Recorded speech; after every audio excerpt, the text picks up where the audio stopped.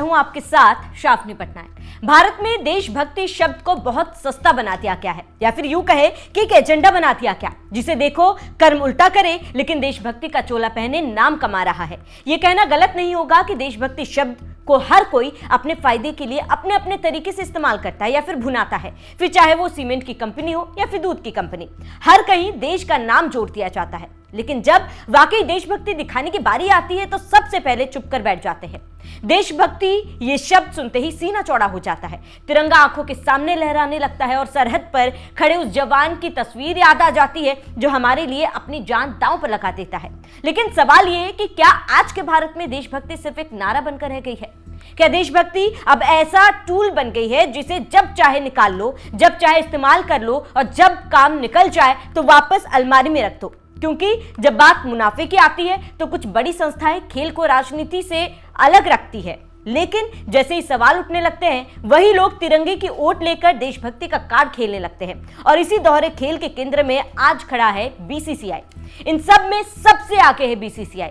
इस देशभक्ति वाले गेम में सबसे पहले खड़ा होने वाला बीसीसीआई। इतिहास गवाह है कि जब जब बीसीसीआई पर सवाल उठे हैं तब तब देशभक्ति का कार्ड खेला गया। हाल ही में भारत पर हुए पहलगाम हमले के बाद पूरा देश गुस्से में था, बदले की आग में जल रहा था। जब एशिया कप मैच में लोग मांग कर रहे थे कि भारत और पाकिस्तान के बीच मैच ना खेला जाए, लेकिन बीसीसीआई ने कोई ठोस कदम नहीं उठाया, बल्कि इस मैच को परमिशन दे दी, बिना ये सोचे कि क्या होता अगर इंडिया हार जाती। आतंकी हमले के बाद बीसीसीआई ने कभी सेना और शहीदों के सम्मान के लिए सेना कल्याण कोष में कोई दान नहीं दिया, ना कोई मदद की, बल्कि सरकार के आड़ में इस मैच को लेकर खेलना जारी रखा और अपनी जेब भरता रहा। बीसीसीआई ने एक बार भी नहीं सोचा कि उसके इस फैसले से खिलाड़ियों पर क्या असर पड़ेगा, उनके करियर पर क्या असर पड़ेगा, उन्हें देश के लोगों की नफरत का सामना करना पड़ेगा। और हर बार बीसीसीआई के फैसलों के कारण खिलाड़ियों को जनता के गुस्से का सामना भी करना पड़ता है। लेकिन गनीमत मानो इन खिलाड़ियों की जिन्होंने विपक्षी टीम के साथ हाथ नहीं मिलाया, ना ही प्रोटोकॉल फॉलो किया और ना ही उन्हें ड्रेसिंग रूम में जाने दिया, जिससे उन्हें कुछ राहत मिली। लेकिन अगर वह हार जाते तो क्या होता? क्या बीसीसीआई ने सोचा है ये? फिर इस मैच के बाद एक डेंट के लिए बीसीसीआई ने जीत को शहीदों को समर्पित कर दिया, जो साफ एक दिखावा था। क्या इस समर्पण से शहीदों के परिवारों का पेट भरेगा या उनके बच्चे स्कूल जा पाएंगे? बीसीसीआई के लिए वंदे मातरम सिर्फ एक धुन नहीं बल्कि एक मार्केटिंग टूल बन गया है। जब भी मुनाफे पर आंच आती है ये तिरंगे की ओट में छिप जाते हैं। क्या शहीदों के नाम पर मैच जीत लेना ही काफी है?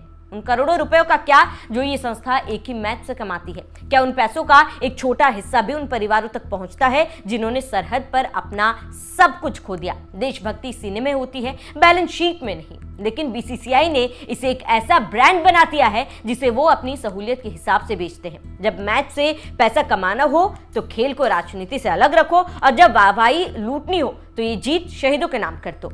इसीलिए हमें जागना होगा और ये जो देशभक्ति का चोला पहने एजेंडा बनाते हैं उन्हें मुंह तोड़ जवाब देना होगा कि देशभक्ति कोई ट्रॉफी नहीं है जिसे दिखावा किया जाए। देशभक्ति वो जज्बा है जो सरहद पर जान देने वाले जवानों के खून में दिखता है, ना कि करोड़ों के मुनाफे वाली बैलेंस शीट पर। पूरे मामले पर आप क्या सोचते हैं हमें कमेंट कर जरूर बताएं।